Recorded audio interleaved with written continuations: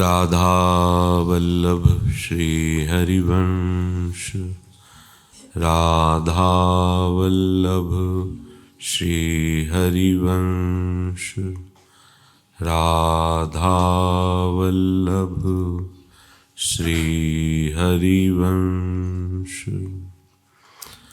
वृन्दावनेश्वरि तवैव पदारविन्दं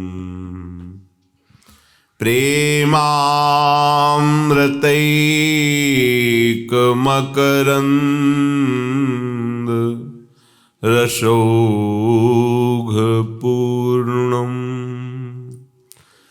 हृद्यर्पितं मधुपतेः स्मरतापमुग्रं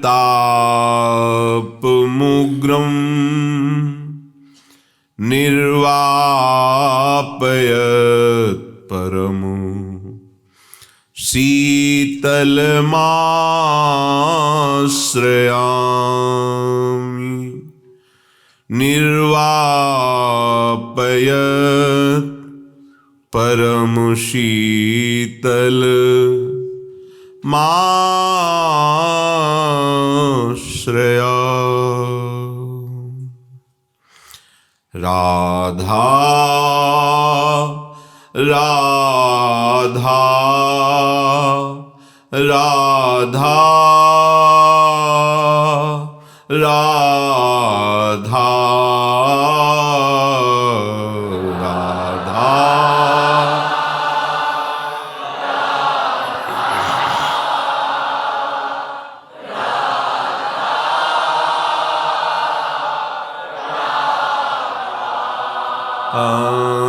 राधा राधा राधा राधा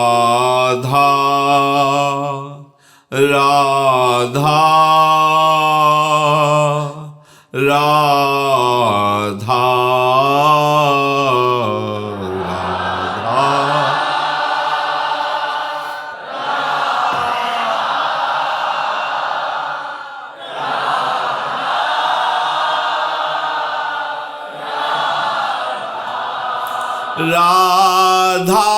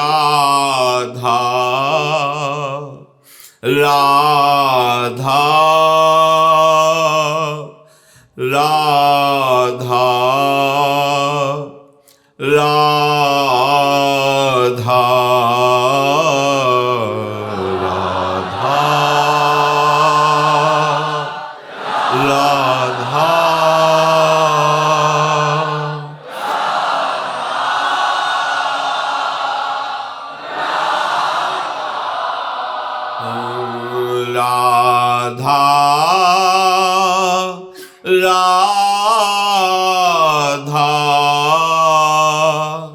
राधा राधा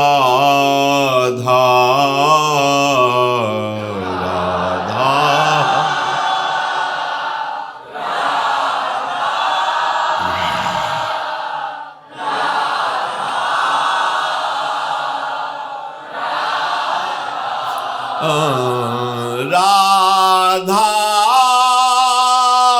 राधा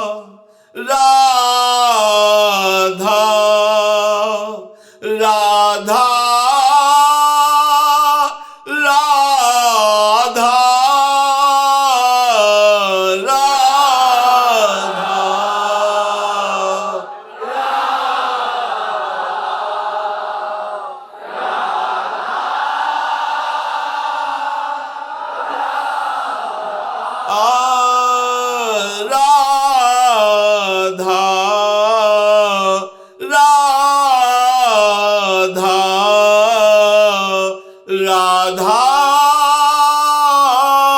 राधा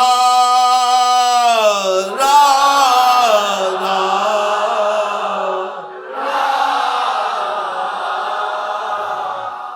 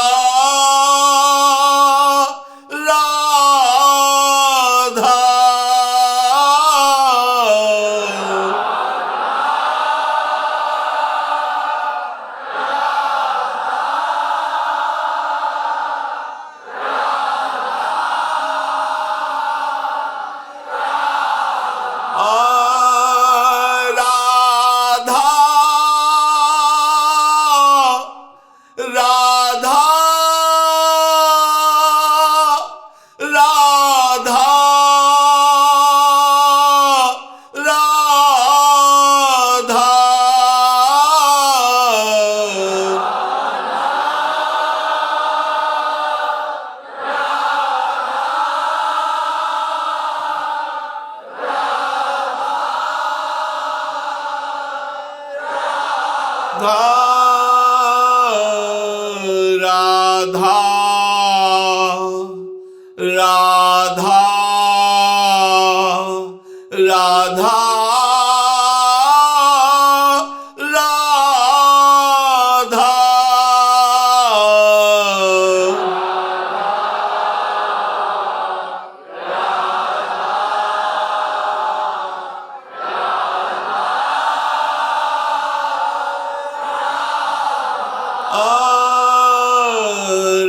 राधा राधा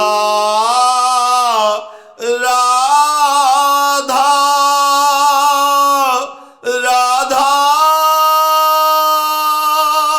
राधा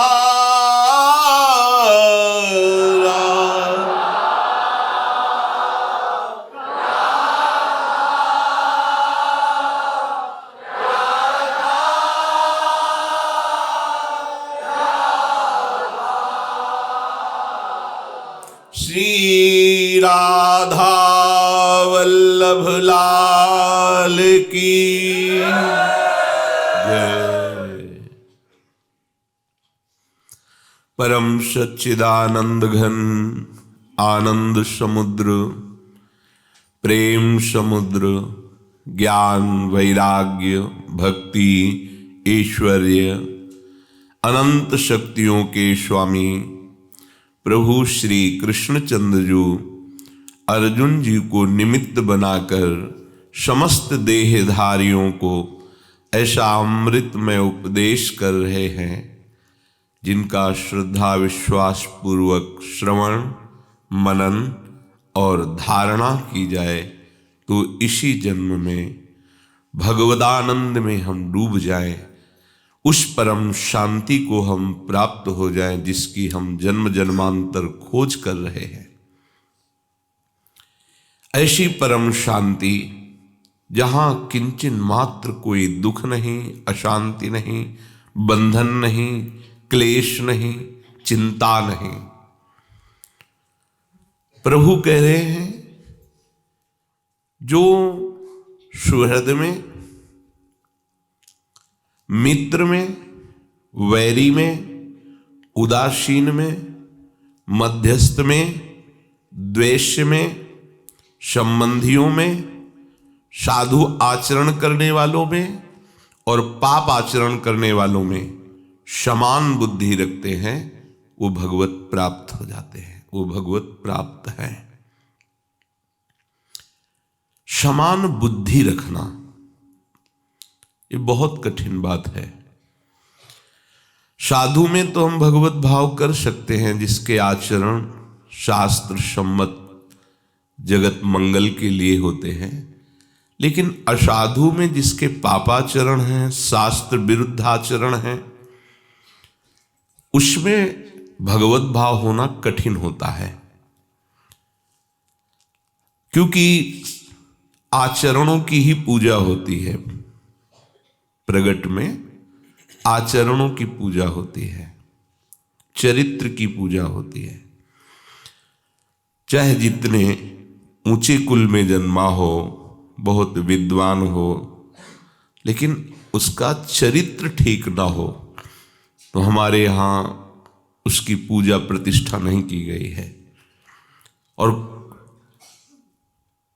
चाहे जैसा स्वभाव वाला, मन वाला, बुद्धि वाला हो, पर वो शास्त्र सम्मत आचरण करने की चेष्टा करता है, भगवत चरणारविंद का आश्रय लिया है, तो अहोबत सुपचतो गरीयान यज्जिभ्याग्रे वर्तते नाम तुभ्यम। वो चांडाल श्रेष्ठ है जिसकी जिह्वा में श्री भगवान का नाम है और वो भक्ति के आचरण करता है। ऊंचे कुल में जन्मा, भगवान शिव विमुख है, मायाकृत आचरणों में फिसलता चला गया, तो हमारे यहाँ उसकी पूजा नहीं की गई है, उसको अच्छी दृष्टि से नहीं देखा जाता। पर भगवान आदेश कर रहे हैं। सुहृद, जो सबका अहेतुकी हित करने वाला है, उसे सुहृद कहते हैं। ये दो ही होते हैं, तुम तुम्हार सेवक असुरारी, स्वार्थ रहित जग जुग उपकारी, तुम तुम्हार सेवक असुरारी। हरि और हरिदास, हरिजन, भगवान के चरणारविंद के आश्रित जन, ये दो स्वार्थ रहित होते, इसीलिए इनको सबका सुहृद कहा गया है। इनके द्वारा किसी का अमंगल, किसी का अहित नहीं हो सकता। मित्र, जो हमसे उपकार करके उपकार का बदला चाहता है। वैरी, जैसे सुहृद बिना किसी कारण के हमारा मंगल सोचता है, मंगल करता है, ऐसे ये जो वैरी जन होते बिना किसी कारण के हमारा अमंगल करने की चेष्टा करते हैं।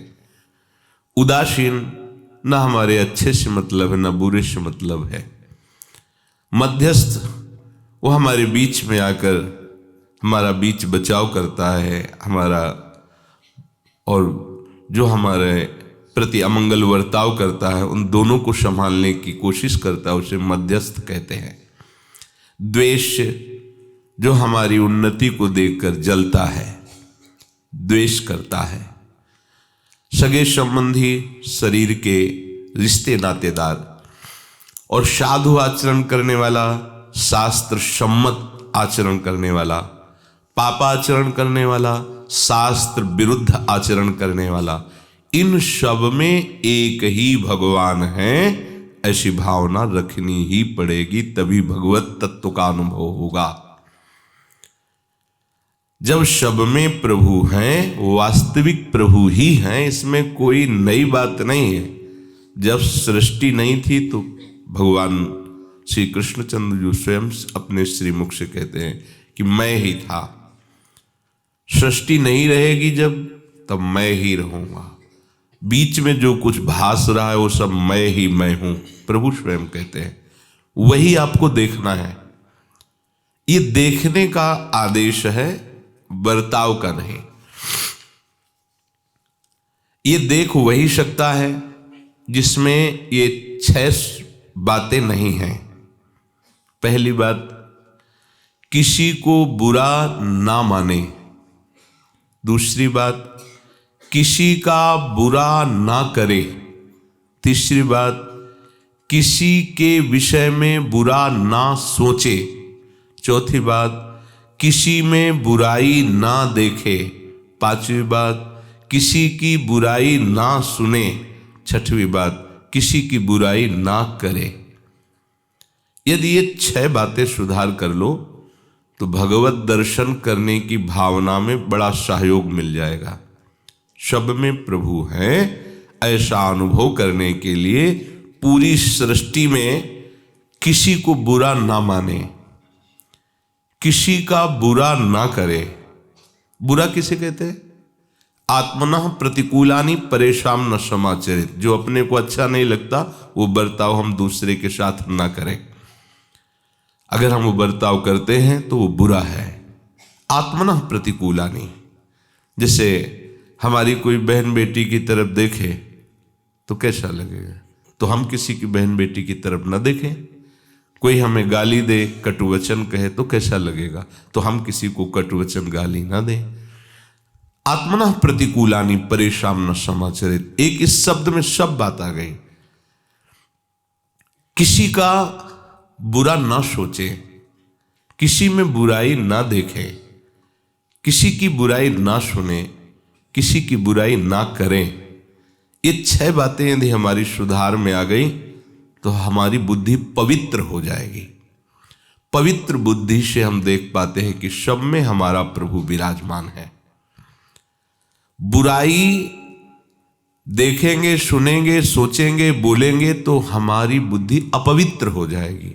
और अपवित्र बुद्धि में ये द्वंद्व दिखाई देते हैं, अच्छा बुरा, ऊंच नीच, ये सब द्वंद्व। हमें अच्छाई देखनी है सब में। क्या? सब में एक प्रभु विराजमान है। बस गोस्वामी जी भी कह रहे हैं, तुलसीदास जी, सुनहु तात मायाकृत गुण और दोष अनेक, गुणया उभय न देखी, देखी सो अविवेक। सबसे बड़ा गुण है कि किसी के गुण दोष ही नहीं देखने हैं, क्योंकि ये मायाकृत है। हमें देखना है गुण निधान प्रभु को सबके अंतर्गत। प्रारंभ में साधक जब चलता है भगवत मार्ग में तो उसके अंदर जड़ चेतन गुण दोष में विश्व की न करतार, संत हंस गुण गहे पे परिहरि वारि विकार। जैसे हंस के सामने दूध और पानी रख दो तो दूध पी जाएगा, पानी छोड़ देगा। ऐसे ही साधु स्वभाव के जो उपासक है वो अच्छाई ग्रहण कर लेते हैं और बुराई को छोड़ देते हैं। पर इसके ऊपर की एक स्थिति है, ना अच्छाई से मतलब है किसी की, ना बुराई से मतलब है, सब में एक ही तत्व है। इस भाव को हमें, तभी हमें भगवत प्राप्ति होगी, तभी हमें तत्व बोध हो जाएगा, तभी हम माया मुक्त हो जाएंगे। प्रभु यहां सम बुद्धि की बात कर रहे हैं कि बुद्धि से सब में जो पापाचरण करने वाला है, वही बात महाप्रभु हरिवंश चंद्र जी कह रहे हैं। एक क्रूरा अपि पापिनो न च सताम संभाष्य दृश्याश्चये। जो क्रूर है, पापी है, बात करने योग्य भी नहीं है साधु पुरुषों से, वो संभाषण की योग्यता भी नहीं रखते हैं, ऐसों के हृदय में भी मेरे राधा वल्लभ लाल जी विराजमान है। ये दृढ़ मति है, पक्की बात है ये। तो व्यवहार में कभी एकता नहीं हो सकती, एकता कर भी नहीं सकते, एकता होनी भी नहीं चाहिए। 3 बातें कही।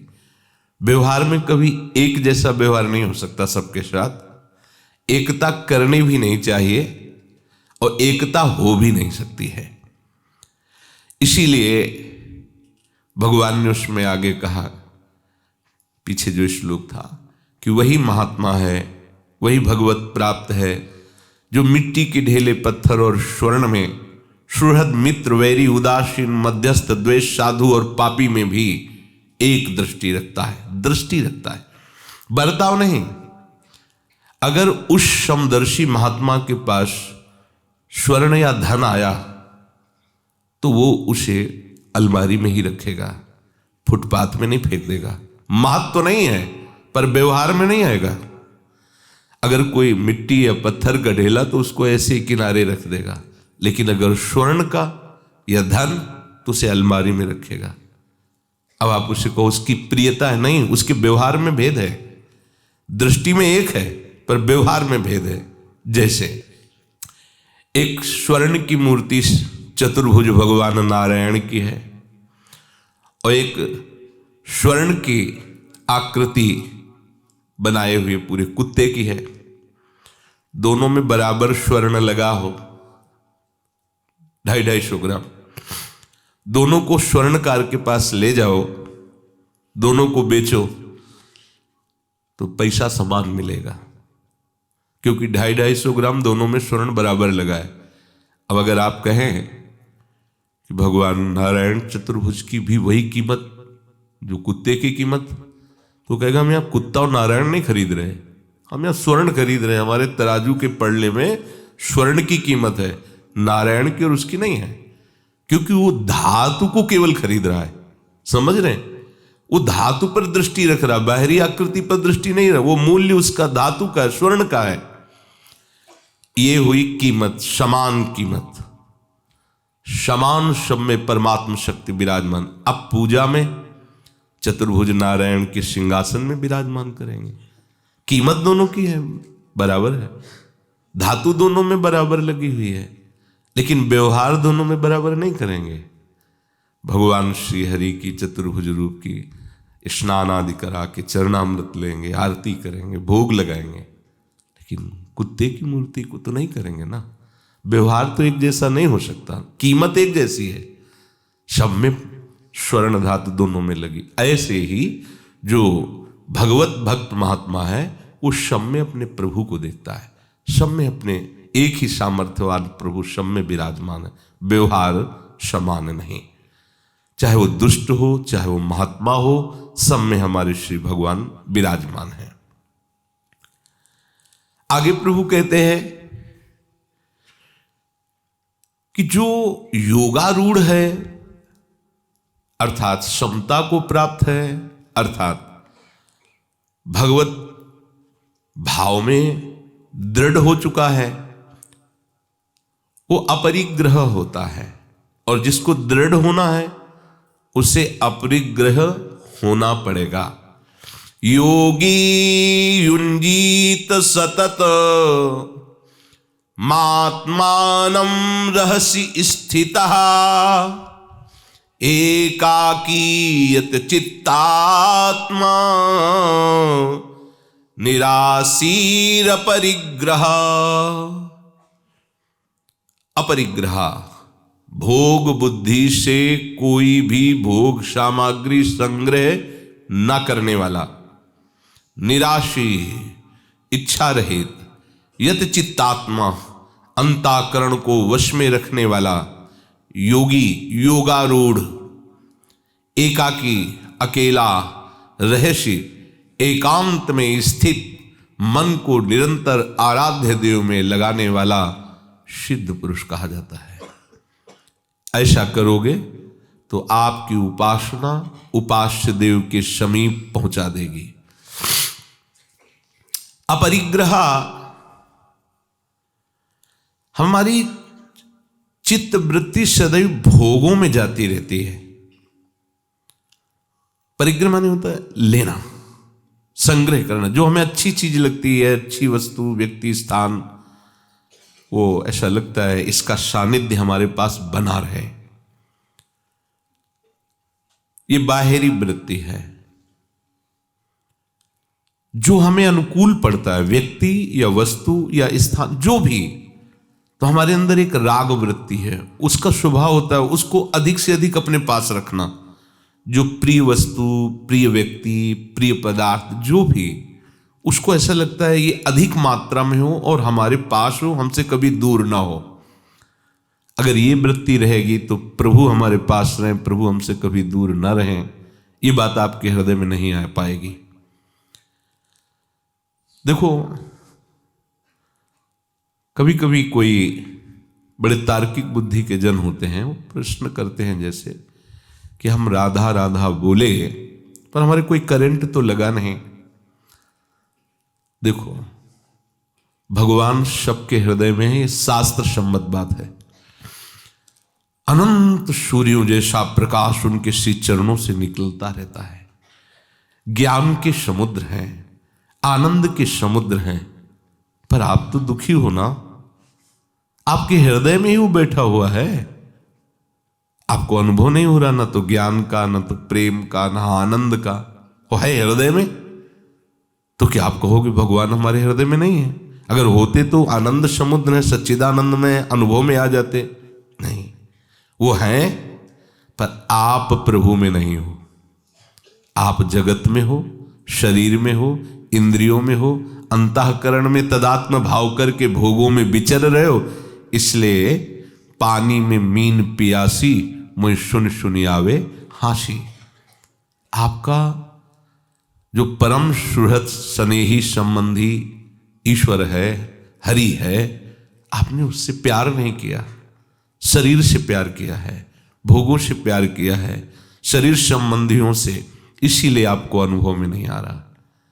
ये बुद्धि का तर्क का विषय नहीं है, ये श्रद्धा और विश्वास का विषय है। भगवान कह रहे हैं हमारे हृदय में जब ये बात बैठ जाए कि सुख का एकमात्र प्रभु के चरणारविंद ही है, सुख का हेतु एकमात्र प्रभु का नाम है, सुख का एकमात्र प्रभु का धाम है, प्रभु की लीला गुण है, अब बुद्धि ठीक हो रही है। दीर्घ काल तक भगवान नाम जप करते करते जब हमारा हृदय निष्पाप हो जाता है, हमारा हृदय निष्काम हो जाता है, हमारे हृदय में कोई आशा नहीं रहती, तब नाम का प्रभाव उसमें स्वाद पैदा करता है। ये नाम के ही प्रभाव से हुआ। एक एक कवल जैसे हम अन्न खाएं तो बहुत दिनों के भूखे हों तो 2-4 कवल में और भूख बढ़ेगी, अशांति सी महसूस होगी, पर आप पाते रहिए तो जहां आधा पेट के ऊपर चले फिर आपको अच्छा लगने लगेगा। हाँ, तृप्ति का अनुभव हो रहा है। अनंत जन्मों से हम सच्चिदानंद प्रभु से विमुख विचर रहे हैं, तो अब हम राधा राधा शुरू किया तो हमारी वैसी जलन बढ़ने लगी जैसे भूखे के अंदर जा रहा है कवल, वो तृप्ति है पर उसको जलन महसूस होती, क्योंकि जब और अधिक मात्रा में जाए, बहुत समय से वो भूखा है, तब उसको कुछ स्वाद लगे, कुछ तृप्ति लगे। ऐसे ही जब हम 24 घंटे हमारे दिनचर्या में हैं तो कम से कम 12 घंटे हमारा लगातार भजन होना, तब हमारी कुछ समझ में आएगा कि हम भजन हो रहे, क्योंकि हम बहुत जन्मों से प्रभु को भूले हुए विषयों में लगे हुए हैं। और फिर ऐसा स्वाद मिलेगा जैसा हरिवंश महाप्रभु कह रहे हैं, राधा नाम सुधा रसम, मानो अमृत जो ऐसा न छिलका है न गुठली है, केवल रस ही रस है। राधा राधा रोम रोम पुलकित, आनंद अश्रु आंखों से, सामने प्रियालाल विराजमान।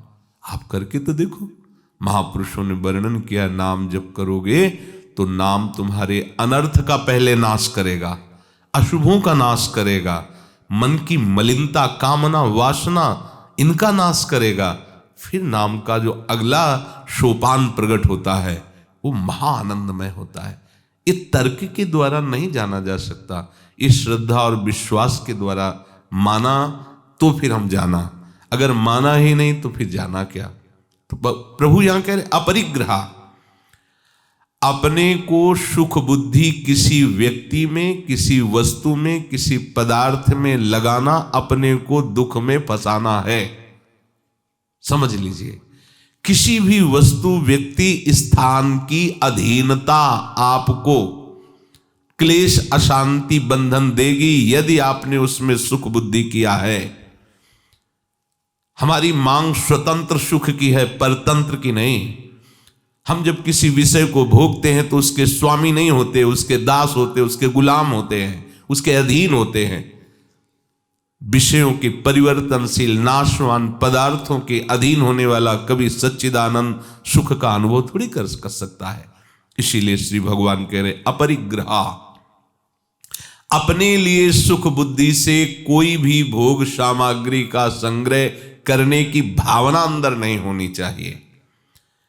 अपने लिए यदि भोग भोगने की चाह रही, भोगों में खिंचाव रहा, तो फिर प्रभु में कब तुम्हारा खिंचाव होगा। इसी मनुष्य शरीर में जो वर्तमान में समय है, इसी में हमारे चित्त का आकर्षण प्रियालाल के चरणों में हो जाना चाहिए। कृष्ण त्वदीय पद पंकज पंजरांते, अद्यैव में विशत मानस राजहंस, प्राण प्रयाण समय कफवात पित्तो। है हमारा मन, हे श्री कृष्ण, ये मन रूपी हंस आपके इसी चरण रूपी पिंजरे में आज अभी इसी क्षण बंद हो जाए, नहीं तो जब कफ वात पित्त ये सब बढ़ेंगे, भयानक कष्ट की स्थिति होगी, तो नाथ प्राण प्रयाण समय, उस समय पता नहीं आपका स्मरण हो कि ना हो, अंतिम समय आपका स्मरण हो कि ना हो। नाथ आज ही मेरा मन रूपी राजहंस आपके चरण कमल रूपी पिंजड़ों में बंद हो जाए। वर्तमान में हमारा आकर्षण प्रभु के चरणारविंद में हो जाए। अगर आकर्षण भोगों में, व्यक्तियों में, शने संबंधियों में रहा तो हम किस समय प्रभु के प्रति अपना चित्त अर्पित करेंगे? किस समय हम अपनी बुद्धि से निश्चय करेंगे कि सुख का हेतु तो हमारे प्रिया प्रीतम है? इसलिए उपासक को अपरिग्रही होना चाहिए। अपरिग्रह का तात्पर्य है प्रभु के सिवा किसी में भी सुख बुद्धि, मात्र बुद्धि ना होना। सम्राट भी वो अपरिग्रह ही है। अगर एक लंगोटी और कमंडल और आसन में भी आसक्ति है, सुख बुद्धि है, तो वो परिग्रह ही है। अपरिग्रह, प्रभु के सिवा हमारा कोई सुख नहीं है। ये बात हृदय में बैठ गई तो अपरिग्रही हो गया। आगे कह रहे निराशी, ये अंतर की वृत्ति है। अपरिग्रह बाहर की वृत्ति है, भोग सामग्री का संग्रह, भोग सामग्री को भोगने की बात, क्रिया। और ये निराशी पद का तात्पर्य अंदर से उन भोगों की आशा भी न रहना। संग्रह नहीं कर रहे, भोग नहीं रहे, पर इच्छा, कामना, आशा रख रहे हैं कि कभी अगर ऐसा अवसर आया तो ये खत्म हो। निराशी आगे के लिए भी, अगर कभी किसी भी भोग का संयोग भी प्राप्त होता है तो हमारी बुद्धि प्रभु में सुख बुद्धि, हम भोगों में सुख बुद्धि नहीं कर सकते, भोगों के भोगने की आशा नहीं रख सकते। निराशी, भीतर से किसी भी भोग में सुख भावना करके इच्छा करना। अपरिग्रह, बाहर से सुखद सामग्रियों का, प्रिय सामग्रियों का, प्रिय का संग्रह करना, ये हमारे सब अनुकूल है। और निराशी, अंदर से प्रियता का त्याग कर देना, अंदर से कामना, आशा का त्याग कर देना। किसी भी पदार्थ में, व्यक्ति में, वस्तु में जो हमारी सुख बुद्धि है, जो सुख वृत्ति है, यही हमारी भगवत प्राप्ति की देरी है। हमें प्रियालाल क्यों नहीं मिल रहे? क्योंकि हम किसी भी वस्तु, व्यक्ति, स्थान में सुख बुद्धि करके रमण कर रहे हैं, इसीलिए राधा रमण नहीं मिल रहे। अगर अभी इसी क्षण हमारे हृदय में समस्त वृत्तियों का एकमात्र केंद्र प्रियालाल के चरणारविंद है, अभी अनुभव हो जाएगा, आपके नेत्रों के सामने झलकने लगेगा नीलांबर पीतांबर। वो बहुत करुणामय है, पर सिद्धांत है, जब तक आपको कोई यहां प्रिय लग रहा है, कोई वस्तु, व्यक्ति, पदार्थ, महत्व बुद्धि है, सुख बुद्धि है, अपनापन है, तब तक प्रियालाल के नीलांबर पीतांबर फहराते हुए स्वरूप का दर्शन नहीं कर सकते। इसलिए निराशी ही, आशा ही परमम दुखम, नैराश्यम परमम सुखम। अपने आराध्य देव के चरणारविंद की आशा अन्य आशाओं का त्याग करा देती है। वो उपासक निराशी होता है। कोई इच्छा, कामना, वासना, आशा संसार के व्यक्ति, वस्तु, स्थान में नहीं रखता, तभी वो भगवत प्राप्त होता है। यत चित्तात्मा, बाहर से अपने सुख के लिए पदार्थ और संग्रह का त्याग कर दिया, अपरिग्रह। अंदर से उनका चिंतन, कामना, आशा, इच्छा का त्याग कर दिया, निराशी। अब अंतःकरण अपने आप उसका वश में हो गया, उसे कहते हैं यत चित्तात्मा। मन प्रियालाल में, बुद्धि प्रियालाल में, चित्त प्रियालाल में, अहंकार प्रियालाल में। ये हुआ अंतःकरण का भगवत स्वरूप हो जाना, अंतःकरण का वश में हो जाना, अंतःकरण का निर्मल हो जाना। अब उसके हृदय में कोई भी नया भोग भोगने की इच्छा या नया काम करने की इच्छा नहीं रहेगी। जैसे अपने अंदर नया नया पाने की, नया नया भोगने की, नया नया देखने की, ये सब नवीन इच्छाएं, भोगे हुए विषयों को पुनः नए ढंग से भोगने की, आज ये बनाया जाए, आज ऐसे बनाया जाए, आज ऐसे।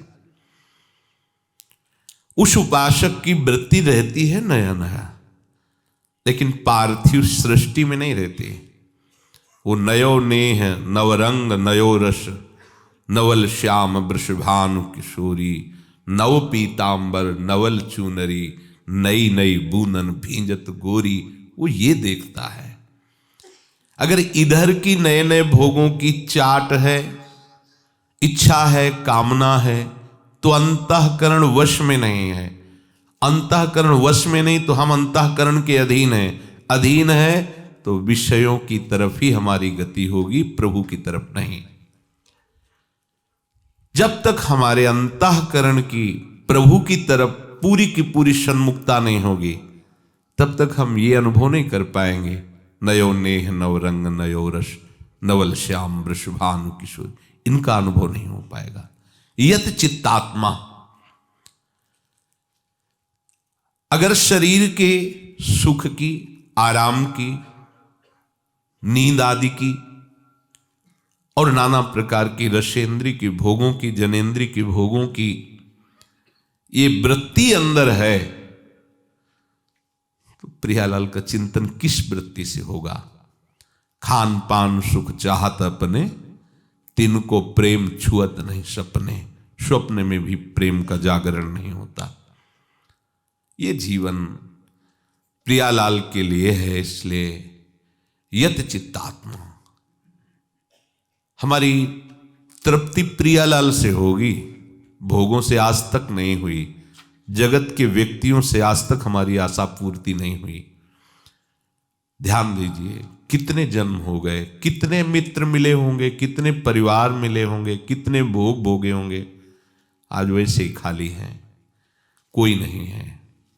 फिर हम नया परिवार, नया भोग सामग्री, नए भोक्ता, नए कर्म करने वाले, ये कब तक चलता रहेगा चक्र? ये विश्राम का समय आ गया है। अब ये जो मनुष्य शरीर मिला है, वृंदावन धाम का आश्रय, सानिध्य, रसिकों का संग, अत्यंत उदार करुणा वरुणालय युगल सरकार के चरणों का आश्रय, ये अब हमारे विश्राम का समय आ गया। श्री वृंदावन विश्राम पायो परम विश्राम। अब नहीं, किसी भी इंद्रिय से भोग भोगने की इच्छा ही हमें प्रभु से दूर रखा है अभी तक। अब हम अपने ऊपर ऐसी शत्रुता का बर्ताव नहीं करेंगे।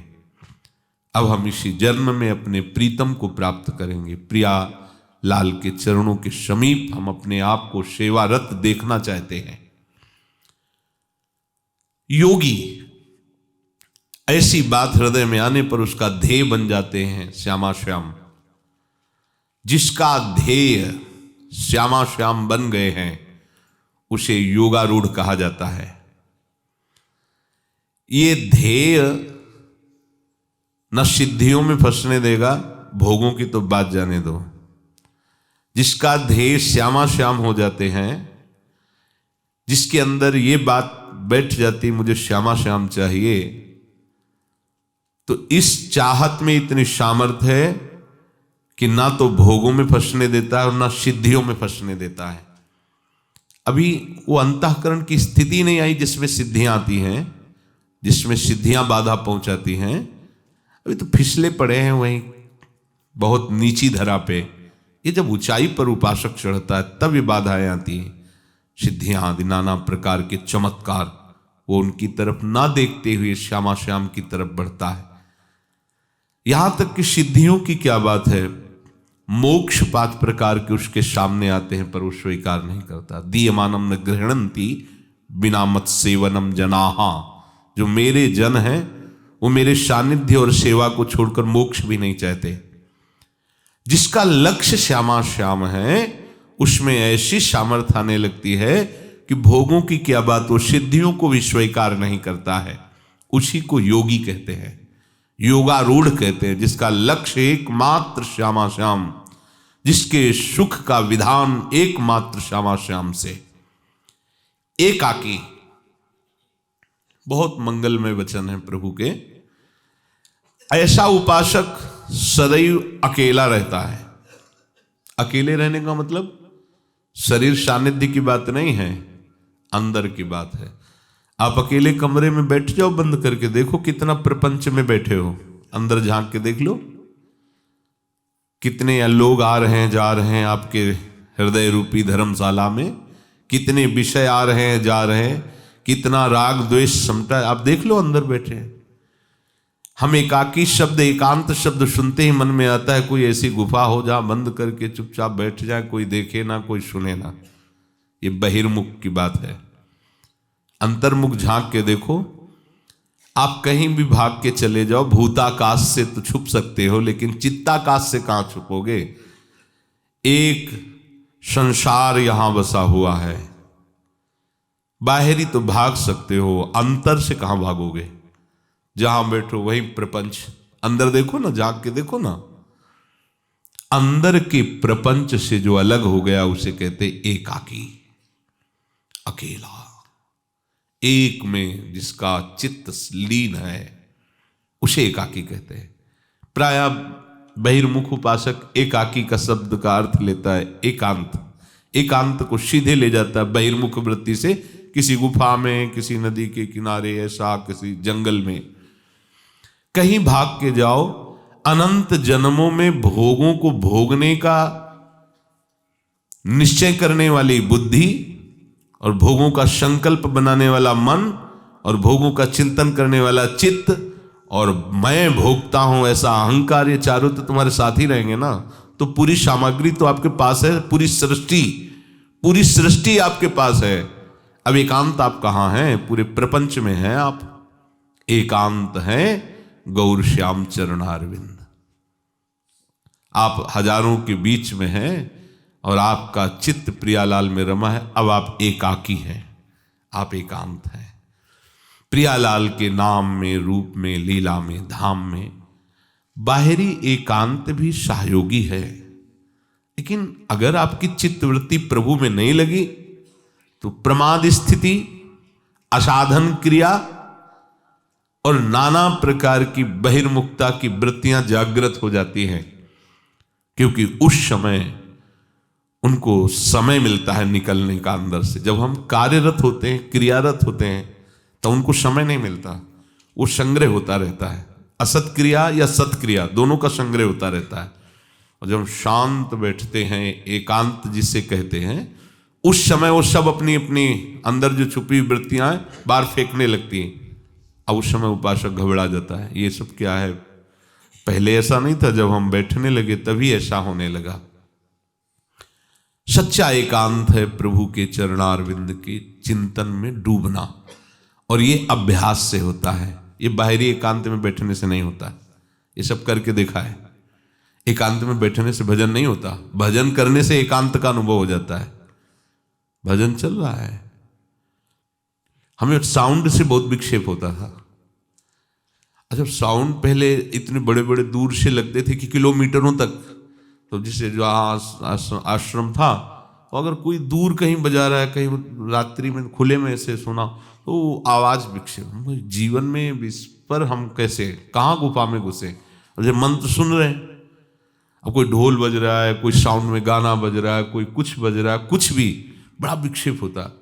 कैसा संसार है ये, भजन नहीं करने देता। तब लगा कि ये संसार की कमजोरी नहीं है, तुम्हारी कमजोरी है। तुमको अपनी कमजोरी दूर। भैया हम जहां चले वहां सब कारपेट बिछाते जाओ, कांटा न लगे, ऐसा नहीं हो सकता। पादुका पहन लो, जाओ, जहां भी जाओगे सुरक्षित रहोगे। हमको अपनी वृत्तियों को संभालना होगा। फिर लगा अब कुछ भी हो, इस पर तो हमें सुधार करना ही है कि चाहे जितना कोलाहल हो, मंत्र नहीं छूटना चाहिए। अब हम चाह करने लगे साउंड की, और वहां अभ्यास करने लगे। जहां हमें विक्षेप लगा है कि यहां भजन रुकता है, हम वहीं खड़े होकर भजन करने लगे। और सही बताएं, अभ्यास का चमत्कार कि साउंड से जितना जोर आवाज है, उतने मंत्राकार वृत्ति। सामने लिखा हुआ मंत्र तेजों में, और अंदर से वही वृत्ति, वही सुना। अब लगा हाँ ठीक है, अब ठीक है। अभ्यास से क्या नहीं हो सकता। एक बार समस्त विद्यार्थियों को, क्षत्रिय राजकुमारों को द्रोणाचार्य जी ने कह रखा था कि अर्जुन को कभी अंधेरे में भोजन मत करने देना। कोई प्रश्न नहीं करता था गुरुजनों से, उनके आदेश का पालन होता था। एक दिन प्रकाश किसी कारण से बुझ गया, अर्जुन का हाथ ऐसे भोजन, तो उनका ये मुख में ही क्यों जा रहा है? इसका मतलब अभ्यास। रख दिया भोजन, हाथ धोया, और धनुष उठाई, प्रत्यंचा चढ़ाई, अंधेरे में लक्ष्य करण, वेदना शुरू कर अंधेरे में। इसीलिए जो विद्या स्वस्थामा को नहीं दी वो विद्या अर्जुन जी को दी। ब्रह्मास्त्र चलाने का तो ज्ञान करवा दिया स्वस्थामा, लेकिन समन का नहीं। पुत्र है लेकिन अधिकारी नहीं है तो शिष्य को दिया, पुत्र को नहीं। अभ्यास योग युक्तेन चेतसा नान्यगामिना। अगर आप अभ्यास कर ले तो किसी भी परिस्थिति में आपका भजन नहीं रुक सकता, किसी भी परिस्थिति में। हमने अनुभव किया कि भजन हमारा कहाँ रुकता है, जब हम भोजन पाते हैं उस समय हमारे भजन में विक्षेप होता है, जब हम क्रियारत होते हैं, कार्यरत होते हैं, तब हमारे भजन में विक्षेप होता है, जब कोई हमसे बात करता है तब हमारे भजन में विक्षेप होता है, या बहुत शोरगुल होता है तब हमारे भजन में विक्षेप होता है। बाहरी इन चारों जगहों पर अभ्यास दृढ़। जब हम क्रियारत हैं तो हमें बहुत सावधान, और आपको सूक्ष्म बात बता दें, अगर क्रियारत आपका भजन चलता रहा तो एकांत में आपका भजन बहुत अच्छा चलेगा, क्योंकि उस समय जो क्रियाओं की राग वृत्तियां हैं वो अंदर ग्रहण नहीं कर पाया मन, और आप नाम चला रहे हैं, क्रियाएं कर रहे हैं, व्यवहार में हैं, तो अब वो कुछ ले नहीं पाया क्योंकि नाम चल रहा है। और जहां एकांत में आप बैठे तो आगे की ले नहीं पाया और पीछे की नाम भगवान अपने आप नष्ट कर, तो मन जो है वो शांत होकर नामाकार होने लगता है। अगर 1 मिनट भी कभी नामाकार मन हो जाए तो आप देखना आपको कैसा सुख मिलता है। एक नशा होता है, एक गाढ़ नशा, एक गाढ़ आनंद। ऐसा लगता है जैसे यहां कोई मशीन फिट कर दी गई और नाम नाच रहा है, मानो पूरा सर घूम रहा है एकदम।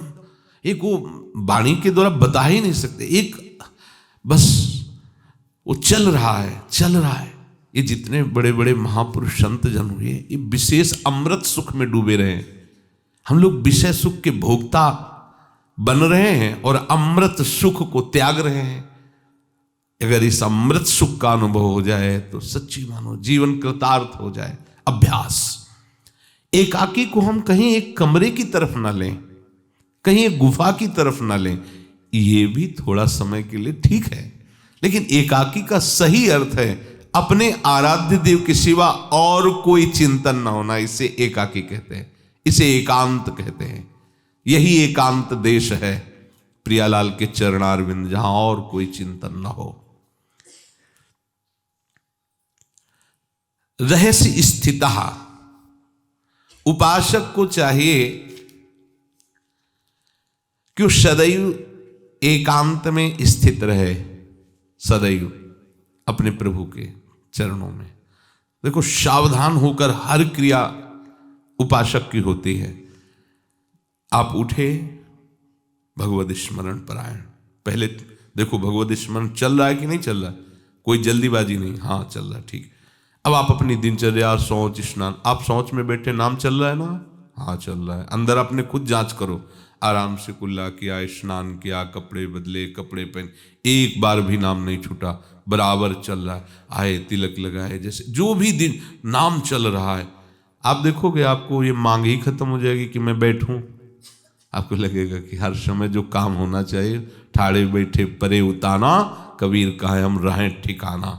रात दिन उठते बैठते चलते फिरते खाते पीते अपने आराध्य देव हर समय हमारे नेत्रों में बसे हुए। चल रहा है तो प्रभु, देख रहा है तो प्रभु को, उठना बैठना खाना पीना ये सब शरीर की चेष्टाएं हो रही और वो नाम जप कर। धीरे धीरे नाम इतना कृपाल हो जाता है कि रूप झलकने लगता है। रूप झलका बस देह भाव रहित हो जाओगे। कोई अकल नहीं लड़ानी पड़ेगी कि मैं शरीर नहीं हूं, ये रूप ऐसा है। हाँ, ये रूप जब प्रकाशित होता है ना, दिव्यता आ जाती, पार्थिव शरीर में भी दिव्यता आ जाती है। एक अद्भुत आनंद, एक अद्भुत विश्राम, एक अद्भुत शांति, ये नाम से ही प्रकाशित होता है रूप। आत्मानम सततम युंजीत, उपासक को अपने आत्मस्वरूप प्रभु में सतत चित्त लगाए रखना है। सब साधन कर यह फल सुंदर, प्रभु पद पंकज प्रीति निरंतर। अंतर रहित हमारी प्रीति निरंतर, ये बहुत बड़ी सिद्धि है, बहुत बड़ा लाभ है। ये बहुत बड़ा सुख है। अव्यावृत भजनात्, अखंड भजन अपने प्यारे का। राधा राधा राधा, कभी पद चल रहा है, कभी सुधा निधि की श्लोक, कभी नाम, कभी मंत्र, कभी रूप का चिंतन, कभी सेवा। ऐसा हम अभ्यास कर लें कि हम प्रिया प्रीतम से दूर न रहें। आत्मानम सततम युंजीत, निरंतर अपने आप को अपने आराध्य देव में जोड़े रखना। युंजीत, ये अत्यंत आवश्यक है। और ये तभी होता है, युंजीत तद व्रतिषु साधुषु चेत प्रसंगः। जिनका चित्त, जिन साधुओं का चित्त प्रियालाल में समर्पित हो चुका है, उनके संग से हमारे मन में ऐसा रंग चढ़ता है कि हमारा मन भी श्यामा श्याम के रंग में रंग जाता है। युंजीत तद व्रतिषु साधुषु चेत प्रसंगः, जो प्रभु के लीला कथा प्रसंग में अपने चित्त को डुबाए हुए हैं, ऐसे भगवत प्रेमी महात्माओं के संग से हमारा विषयी मन भी प्रियालाल के प्रेम रंग में रंग जाता है। मन को तभी आप प्रियालाल में निरंतर लगा सकते हैं जब आप ये बात बैठा लें कि हमारा कोई संसार में नहीं है। ये अनुभव कराएंगे भगवान, नहीं तो जबान से तो ये बोलोगे पर अनुभव में बहुत लोग अपने लगेंगे। सच्ची मानो, जिस समय प्रभु की कृपा से दृष्टि प्राप्त होती है तो कोई पराया नहीं रह जाता है, क्योंकि शब में अपना प्रीतम का आभास होने लगता। मेरे प्रीतम है, सब प्यारे हैं, सब प्रीतम स्वरूप है। या फिर कोई अपना नहीं रहता है, दो में एक स्थिति आती है, पूरी सृष्टि में कोई पराया नहीं लगता और या फिर पूरी सृष्टि में कोई अपना नहीं लगता। दो में एक स्थिति देखो क्या है तुम्हारे, कुछ अपने हैं कुछ पराये हैं, बस यही दुनिया है। उपासक की दृष्टि में एक बात आती है, या तो कोई अपना नहीं है और या तो फिर कोई पराया नहीं है। सब में मेरा प्रभु का रूप समाया, सब में उसी का नूर समाया। कौन है अपना कौन पराया, सब उसी का रूप है। और संसार में हमारा जन्म हुआ इसी काम को पूर्ण करने के लिए। जिसका ये लक्ष्य है वो जोड़ सकता है मन को, बुद्धि को, चित्त को, आम को प्रभु में। लक्ष्य नहीं बनाया तो जोड़ ही नहीं पाओगे। हमारा इस संसार में जन्म लेने का एक ही कर्तव्य है, एक ही धर्म है, एक ही काम है कि अब दोबारा जन्म ना हो, भगवत प्राप्त हो जाए। कमर कस लिया, अब आप सब कुछ कर सकते हो, आपका लक्ष्य दृढ़ है, क्योंकि अब भगवान के अंश हो, सारी सामर्थ्य आप में विराजमान है। साधक के लिए इस बात की बड़ी आवश्यकता है कि प्रभु के चिंतन में तत्परता पूर्वक लगे रहने के लिए हमें निर्लिप्त रहना पड़ेगा। किसी से व्यवहार नहीं, किसी से दुश्मनी नहीं। अगर व्यवहार या दुश्मनी करोगे तो जिस समय भजन में आप डूबना चाहोगे उस समय व्यवहार या दुश्मनी तुम्हें डूबने नहीं देगी। देख लेना अंदर, उस समय छा जाएगा। इसलिए निर्लिप्तता, किसी से आसक्ति नहीं। देखो, इतनी कला तो सीखनी पड़ेगी। तुम्हारे साथ बुरा व्यवहार करने वाला और भला व्यवहार करने वाला दोनों प्रभु के यंत्र हैं, उनमें सामर्थ्य प्रभु की है। प्रभु के द्वारा ही दोनों भेजे गए हैं। क्यों भेजते हैं? पक्का बनाने के लिए। अपने पट्ठा को कोई कमजोर नहीं छोड़ता, जहां कमजोर होता है वहीं पीट पीट के पक्का कर देता है। जैसे पहलवान है ना, यहां मारा और वो झुक गया तो अब हजारों बार यही मारेगा कि यहां कच्चा है, यहां से पक्का हो जाएगा तो सब जगह ठीक है। ऐसे ही हमारे गुरु स्वरूप प्रभु देखते हैं, ये अपमान में बहुत कच्चा है, तो घेर घेर के वो सैकड़ों हजारों बार अपमान करवाएंगे। रो कितना रोएगा? तेरे अंदर ये विवेक तो आएगा ही आएगा कि इससे ऊपर उठना है। इतना जला देंगे वो कि आप वहां खड़े नहीं रह सकते, ऊपर उठोगे ही। वो जगत गुरु हैं, वो सच्चे हितैषी हैं। जब उपासक ये देखता है कि हमारे कृपालु भगवान का विधान है, फिर वो न राग करता है न द्वेष करता है। लीला है मेरे प्रभु की, ये जो हमारे साथ प्रतिकूल व्यवहार कर रहा है या ये जो अनुकूल व्यवहार कर रहा है, इन दोनों में मेरे प्रभु की ही बिजली है और दोनों प्रभु के द्वारा ही ऑन किए गए हैं। वो जो गाली दे रहा है, वो जो स्तुति कर रहा है, दोनों अब दोनों को पचाना है। निर्लिप्त रहना, ना उसकी स्तुति से ना उसकी निंदा से। ये कला भगवान की तरफ से, युक्ति जिसे कहते हैं, युक्ति से ही मुक्ति। तो ये युक्ति आ जाती है, वो समझ जाता है मेरे प्रभु का विधान है, प्रभु की लीला है, प्रणाम, आगे बढ़ा। व्यवहार में उपासक को बहुत सावधानी रखनी कि उसका भगवत चिंतन न छूटे। अगर भगवत चिंतन छूटता है तो किसी व्यक्ति वस्तु में वो लिप्त हो जाएगा। समझिए, सावधानी। आप भजन मार्ग में चल रहे हैं, भगवत प्राप्ति के लिए चल रहे हैं, तो आपको व्यवहार में जाना पड़ेगा, व्यवहार करना पड़ेगा। उस समय आपको नाम का पहरा लगाना है अपने हृदय में। नहीं, ये सब प्रवेश करेंगे, राग द्वेष वृत्तियां लिप्तता प्रवेश कर जाएगी। दृश्य कोई परेशान नहीं करता, दृश्य का चिंतन परेशान करता है। व्यक्ति परेशान नहीं करता, व्यक्ति का चिंतन परेशान करता है। कोई गाली दे रहा है, हमारा चिंतन नहीं बना, निकल गए, कोई परेशानी नहीं। गाली दे रहा, निकल गए, लेकिन उसको देखा कौन है, क्या बोल रहा है। अब वो जो एकांत में चिंतन होगा तब असली आएगा द्वेष। अच्छा, अब क्या करें? वैष्णव धर्म कहता है कि अब लड़ाई नहीं करनी चाहिए, पीटना नहीं चाहिए, लेकिन अगर हम छोड़ देंगे तो रोज ये गाली देगा हमें। अब देखो, ये नहीं सोच रहा कि भगवान मेरे को परिपक्व करने के लिए अवसर दिया है, वो विपरीत सोचना शुरू कर दिया। अब वो इतना जल जाएगा कि माला तो हो सकता है अंगुली से चलता रहे, पर भजन का न सुख मिलेगा न सही भजन होगा। और अगर लिप्तता राग जनित है तो उस पर आपकी ममता होने लगेगी। दोनों से गए हम। इसलिए निर्लिप्त रहना है तो नाम को साथ रखना, व्यवहार करते समय जरूर। तो एकांत में नाम आपको छोड़ेगा नहीं। व्यवहार में नाम को आप पकड़ो तो एकांत में नाम आपको पकड़ लेगा। जीवित में आप नाम जप करो तो मरने के समय नाम आपको पकड़ लेगा, नहीं छोड़ेगा। ये बात पकड़ लो आप। अगर आप प्रयासरत व्यवहार में हो तो एकांत में नाम आपका चलेगा। दिन में आप प्रयास करो, रात में नाम आपके साथ रहेगा। देख लो अनुभव करके, जो लोग कर रहे हो ऐसा, जब कभी भी आंख खुलेगी चल रहा है। ये कोई नई बात नहीं है। आप लोग भी भजन करते हो, आप देखो ना क्या चल रहा है। अगर आपका चिंतन विषय का है, उठते ही जिसमें गाढ़ तुम्हें सुखानुभूति की भावना है वही चिंतन आ जाएगा। जिस भोग में तुम्हारी प्रधान बुद्धि है सुख की, वही भोग चिंतन में चलेगा। देख लेना अंदर से।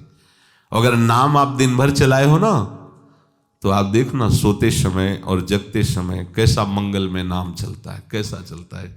अरे बड़ा आनंद में जीवन हो जाता है, आप समझते नहीं हो। ऐसे ऐसे स्वप्न आते हैं कि जागने की इच्छा नहीं होती, पड़े रहो चुपचाप। प्रभु का खेल है, दिनचर्या है उठना। ऐसे स्वप्न आनंद में, मतलब टीवी देखने की जरूरत नहीं है। जागृत में तुम साधन करो और सुसुप्ति में जब लेटे तो भगवान तुम्हें आनंद प्रदान करेंगे।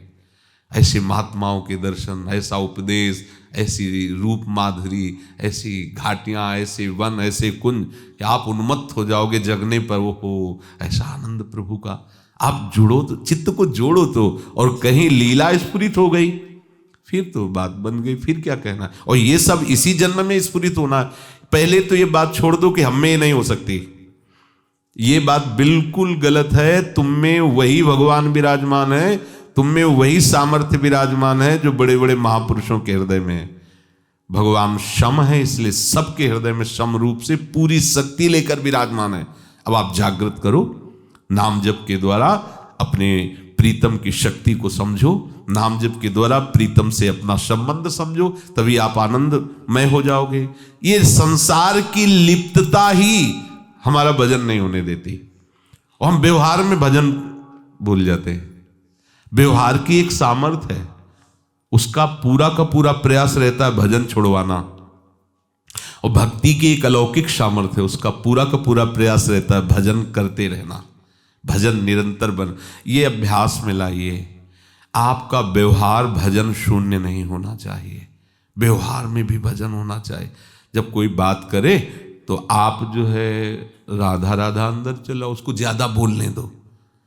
एक दो शब्द बोल दिया फिर राधा राधा, ज्यादा प्रपंच बोलने की क्या जरूरत है। एक जैसे अपने अंदर ये रहता है कि अगर हम इनको समझा देंगे तो इनका कल्याण हो, तो तुम्हारा कल्याण हो गया क्या?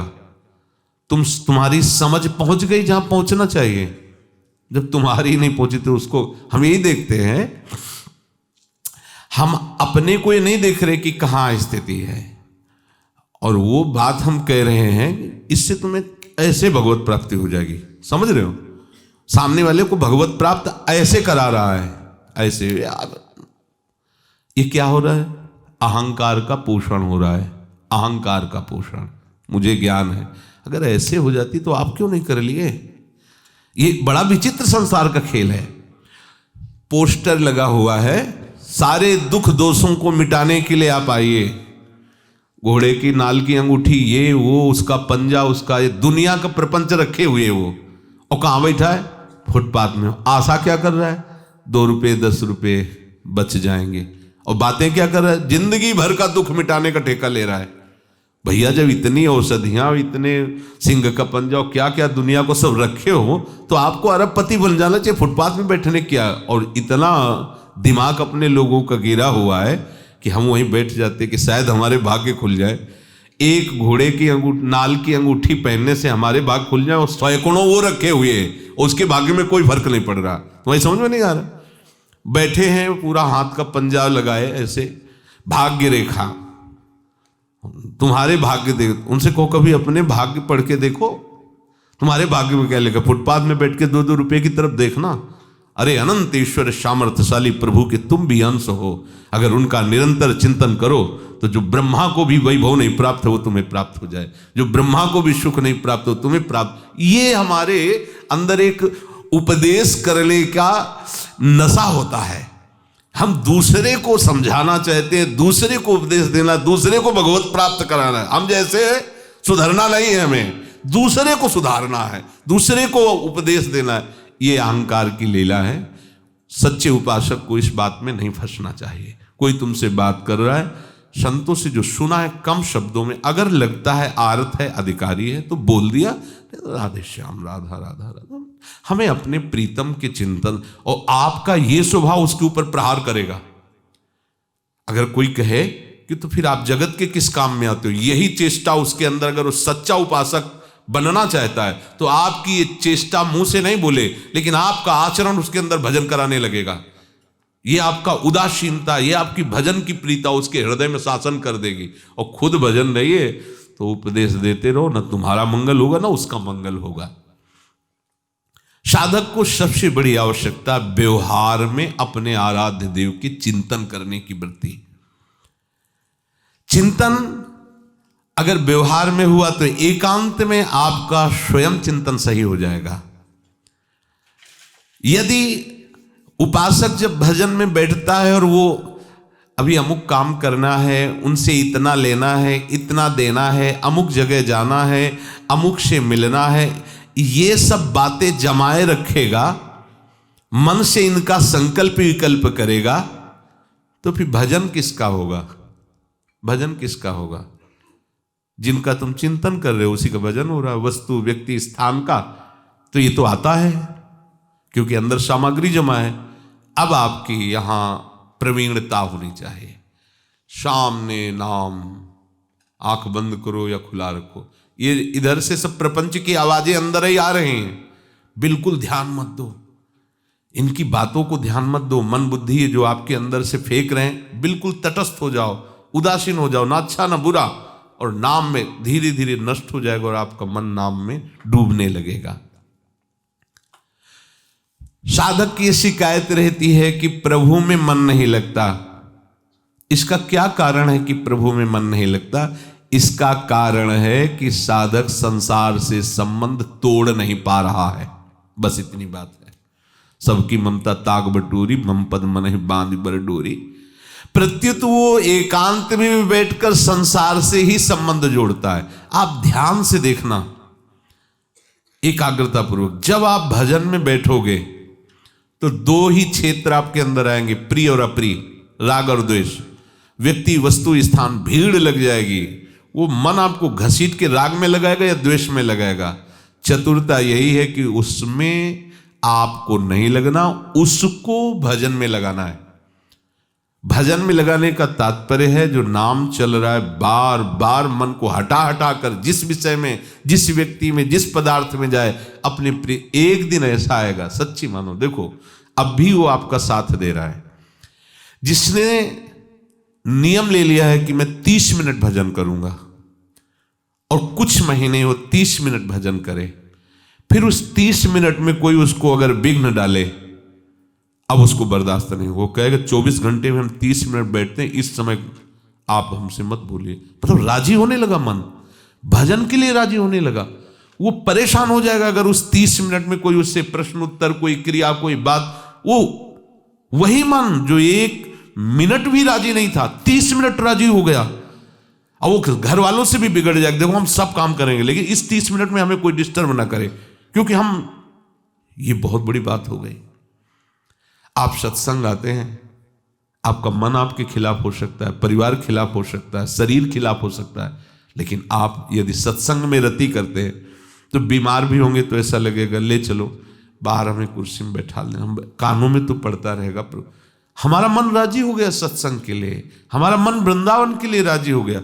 ऐसे हमारा मन प्रियालाल में राजी हो जाएगा, हम इसे राजी कर लेंगे। बस सावधान रहिए, लक्ष्य दृढ़ रखिए। प्रभु कह रहे हैं शुचौ देशे प्रतिष्ठाप्य स्थिरमाशनमात्मनः नात्युच्छ्रितम नाति नीचम चैलाजिन कुशोत्तरम। भजन के लिए सहायक शुद्ध भूमि होती है। शुद्ध भूमि एक तो स्वाभाविक जैसे शुद्ध स्थान है, गंगा जी का किनारा, यमुना जी का किनारा, जैसे एकांतिक बहुत लंबा जंगल जो दूर जहां लोग शौच आदि नहीं जाते, पहले लोग बाहर ही जाते थे तो शौचालय हो गए। पवित्र जंगल जिनमें ग्रामीण लोगों का ऐसा, तुलसी जी के बगीचा, 10-5 तुलसी के वृक्ष लगे हुए, आंवला के पेड़ के नीचे, पीपल के पेड़ के नीचे गौशाला, गायें चरने गई हैं और खाली है गौशाला जहां गाय का गोबर, अगर ऐसा तो जो भूमि है उसे गाय के गोबर, ये पवित्र शुचौ देश है, वो पवित्र भूमि है। आपने तो ब्रज 84 कोष के अंतर्गत महान परम पावन वृंदावन धाम है, यहां तो जरूरत ही नहीं है, किसी की जरूरत नहीं है। जैसे भूमि को पवित्र करना है तो जल छिड़का जाता है, गंगा जला दी, यमुना जला दी और गाय के गोबर से लीप कर भजन करने के लिए भूमि का शोधन पवित्र किया जाता है। भगवान जैसे कह रहे हैं चैलाजिन कुशोत्तरम, कुशकासन, पहले ये सब, अगर और तो मृगशाला, जो स्वयं शरीर छोड़ दिया है मृग ने, अगर वो मारा हुआ मृग है तो अपवित्र है वो आसन, वो आपके भजन में विघ्न पहुंचाएगा, तमोगुण पैदा कर देगा, क्योंकि उसे मारा गया है। स्वयं शरीर छोड़ा और वो मृगचर्म ऋषि जन बिछाते थे। चैलाजिन कुशोत्तरम, कुशा उसके ऊपर वस्त्र या कंबल या मृगचर्म, पर भूमि की पवित्रता अत्यंत आवश्यक है। अपने तो वृंदावन वासी कहीं भी बैठ जाओ, आसन की बड़ी महिमा है बिछाने की, लेकिन यहाँ रज की महिमा आसन की नहीं। अगर रज के ऊपर अपने कहीं बैठने का सौभाग्य मिले तो आसन में नहीं बैठना चाहिए, आसन नहीं बिछाना चाहिए, सीधे रज, जो रज शिव सनक आदि की आचत, सो रज शीस, ये बाहर नहीं है। बाहर तो एक जैसे आप भजन कर रहे हैं और बीच में आसन नहीं है तो आपकी भजन की शक्ति को भूमि खींच लेगी, इसीलिए कुशासन, मृगचर्म आदि, जिससे आपके परमाणु सुरक्षित भजन के रहें। लेकिन यहाँ भजन जमीन पर जब करोगे तो यहाँ की रज आपको पावर देगी। यहाँ की जो रज है वो ऐसी नहीं कि वो आपकी पावर को खींचे, ये पावर बढ़ाएगी। आपके अंदर जो पावर है नहीं, वो पावर प्रेम, ये रज अनंत शक्ति संपन्न है। सद्य वसीकरण चूर्ण मनंत शक्ति तम राधिका चरण रेणु मनुष्य मरामी। इस रज में आसन की आवश्यकता नहीं है। अधिकतर जहां तक हो सके रज में बैठे तो बहुत बड़ा लाभ मिलता है। किशोरी मोहि अपनी कर लीजे और दिए कछु भावत नाही, वृंदावन रज दीजे। यहाँ तो रज की याचना की गई। यहाँ के रसिकों को कहा जाता है रजोपसेवी। रज का जो सेवन करने वाले हैं, रज लगाना, रज में बैठना, रज के पात्र में प्रसाद, रजोपसेवी, रज ही जीवन है। यहां तो ये सिद्धांत की मृगचर्म या कुशासन या कंबल का आसन यहाँ की जरूरत नहीं है। हाँ, सर्दी है तो जमीन में बैठने में तो बिछा लो, लेकिन उसका उद्देश्य ये नहीं है कि हम पवित्र होने के लिए आसन पर बैठे हैं। एक रज कण के समान त्रिभुवन में कोई पवित्रता नहीं है ऐसी जैसी वृंदावन की एक रज कण। पूज्य श्री राधा बाबा ने अपनी वाणी में लिखा है, किसी का शरीर पूरा हो रहा हो, उसके शरीर में या उसके मुख में एक कण ब्रज रज का, वृंदावन की रज का पहुंच जाए, वो प्रिया प्रीतम को प्राप्त होगा। शास्त्र और महापुरुषों के अनुभव ये सिद्ध वस्तु है, इसमें संशय नहीं करना चाहिए। शरीर पूरा होते समय यदि रज का कण शरीर में या मुख में है तो भगवत प्राप्त होगा। ये बड़ी महिमा है। यहां आसन की थोड़ी जरूरत है। रजोपसेवी जनों को अलग से आसन की जरूरत नहीं है, रज का ही। अब ऐसा जैसे शरीर अनुकूल नहीं है तो फिर आप आसनों को शरीर की व्यवस्था के लिए ले रहे हैं, शुद्धता के लिए नहीं। कुशा बहुत पवित्र माना गया क्योंकि वारा भगवान के रोम से प्रकट हुआ है। जब कोई पवित्र कार्य करते हैं तो पवित्री पहनाई जाती है, कुशा की पवित्री पहना के, फिर कुशा के ही जल से अपवित्र हुआ, पंडित जन ऐसा करवा। कुशा परम पवित्र माना जाता है। लेकिन यहाँ की रज को तो परम अवतारों के अवतारी प्रभु श्री लालजू महाराज प्रिया चरण रज दान के लुठत रसिक सिर मोर। अब इसकी बराबरी कुशा कैसे कर सकती है? यहाँ की रज की रज की तुल बैकुंठ नहीं, बैकुंठनाथ, रज की तुल बैकुंठ नहीं और लोक की माही। ये वृंदावन धाम है, अगम्य महिमा है, बहुत असीम महिमा है। यहाँ तो कहीं भी बैठे हो, सात तीर्थों के सिरमौर परम पवित्र स्थान में कहीं भी, ब्रज 84 कोस में कहीं भी बैठे हो, वो वहाँ आसन लगाने की जरूरत नहीं है कि आप कुछ आसन बिछाओ मृगचर, जहाँ बैठ गए राधा राधा, आपको वहीं से पावर मिले। अन्यत्र भूमि शक्ति खींचती है, इसलिए प्रायः साधक उपासक सब आसन को ही ग्रहण करते हैं, पर ये भूमि शक्ति खींचती नहीं है, शक्ति प्रदान करती है। सद्यो वशीकरण चूर्ण मनंत शक्तिम तम राधिका चरण रेणु मनुष्य ब्रह्मेश्वरादि सुदुरु पदारविंद श्रीमत पराग परमाद्भुत वही भवाया। ये लाडली जी के चरण कमल का पराग है वृंदावन की रज, इसमें परम अद्भुत वैभव छिपा हुआ है। जो इस रज का सेवन करता है परम अद्भुत वैभववान बन जाता है। क्या परम अद्भुत वैभव? प्रेम। ये परम अद्भुत वैभव प्रेम परम अद्भुत है, इसका मिलना बड़ा दुर्लभ है। इसलिए बिहारी देव जी ने कहा कि प्रेम पदार्थ अति दूर है बिन से रज रूख, बिना रज और लताओं का सेवन किए वृंदावन का प्रेम प्राप्त नहीं होता है। शेष चर्चा के श्री राधा वल्लभ लाल।